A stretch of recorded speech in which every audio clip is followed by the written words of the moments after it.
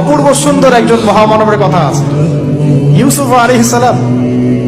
আমরা সূরা ইউসুফ পড়তে শিখি নাই এখনো।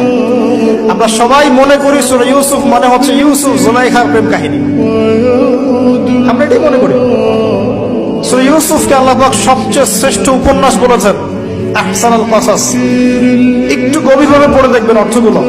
এটা ইউসুফ জুলাইখার প্রেম কাহিনী নয়, এটা ইউসুফ আলাইহিস সালামের সাথে তার বাবার মহব্বতের কাহিনী।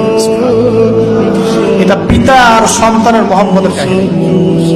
এত মহব্বত যে সন্তান 20 বছর আগে হারিয়ে গেছে, যে সন্তান কূপ থেকে রাজপ্রাসাদে, রাজপ্রাসাদ থেকে জেলখানায়, জেলখানা থেকে আবার মিশরের গভর্নমেন্ট মানে পলিটিক্যাল পাওয়ার এসেছেন। বাবা কিন্তু এটা জানেন না, কিন্তু সন্তান যখন একটা জামা পাঠিয়ে দিচ্ছে, জামা, এই কমিজটা নিয়ে যাও, আমার বাবার চোখে দিও, বাবা দৃষ্টি ফিরে